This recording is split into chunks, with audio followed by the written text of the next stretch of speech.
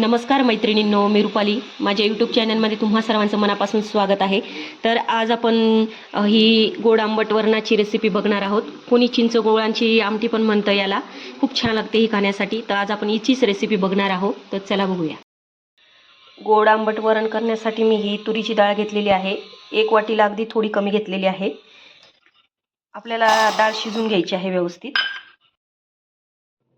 डाळ 2 ते 3 पाण्याने मी व्यवस्थित स्वच्छ धुवून घेतलेली आहे आणि डाळीच्या दुप्पट आपल्याला पाणी टाकून घ्यायचं आहे यामध्ये आणि आपल्याला 3 शिट्ट्या घेऊन घ्यायच्या आहे. व्यवस्थित एकदम बारीक अशी डाळ शिजून घ्यायची आहे. डाळ हे बघू शकतात, अगदी डाळ छान शिजून घेतलेली आहे आणि व्यवस्थित अशी त्याला अशी मिक्स करून घ्यायची आहे.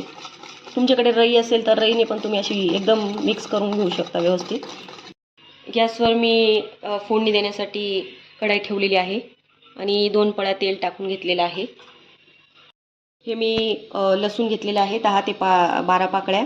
खोबरं किसून घेतलेलं आहे अगदी एवढं, 2 चमचे तरी असेल, आणि अद्रक घेतलेलं आहे. आता हे आपल्याला आहे ना मस्त जाड बारीक असं खलबत्त्यातच कुटून घ्यायचं आहे. हे बघा, या प्रकारे मी कुटून घेतलेलं आहे मैत्रिणींनो. 1 चमचा मी जिरं मोहरी टाकते. जिरं मोहरी छान तडतडलं की ही जी आपण पेस्ट आता केलेली आहे ती यात टाकून घ्यायची आहे. मीडियम गॅसवरच आपल्याला हे छान लाल होईपर्यंत होऊ द्यायचं आहे. हे बघा, कलर चेंज झालेला आहे आपला. आता यात मी 1 कांदा असा बारीक चिरून घेतलेला आहे, तो टाकून घेते. हे जे वरण असतं ना मैत्रिणींनो, हे बट्टीबरोबर खूप छान लागतं खाण्यासाठी. त्याच्यामुळे एकदम चविष्ट लागतं. त्यामुळे मी बट्टीबरोबरच बनवत आहे.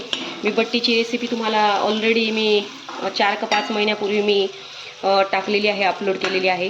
तर तुम्ही मागे जाऊन बघू शकतात. त्यात मी वरण नव्हतं दाखवलेलं, साधं वरण दाखवलेलं होतं. हे बघा, आपल्याला आता लाल छान होऊ द्यायचा आहे कांदा. बघा, कांदा छान लाल फ्राय झालेला आहे, बघू शकतात तुम्ही. अर्धा चमचा मी तिखट टाकत आहे, लाल तिखट. थोडीशी हळद, अर्धा चमचा, कारण ह्या हळदीला खूप रंग आहे त्यामुळे मी तेवढीच टाकते. अर्धा चमचा हे घरचं काळं तिखट टाकत आहे आणि व्यवस्थित मिक्स करून घ्यायचं आहे.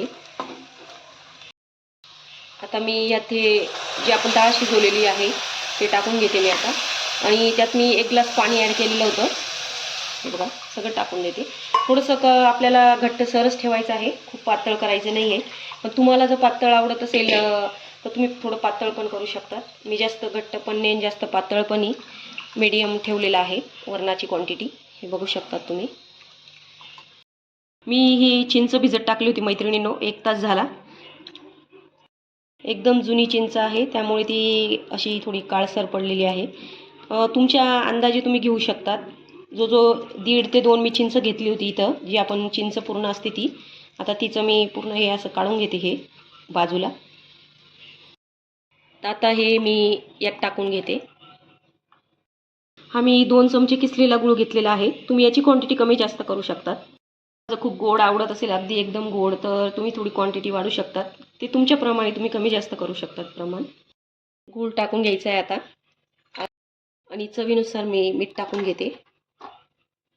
आणि आपल्याला ही आमटी अगदी म्हणजे 5 ते 7 मिनटं एकदम छान अशी उकळू द्यायची आहे बारीक गॅसवर. आणि कोथिंबीर ॲड केलेली आहे मी, आणि एकदम छान उकळू द्यायची आहे. जेवढी छान उकळली तेवढी चव तिची एकदम बेस्ट लागते.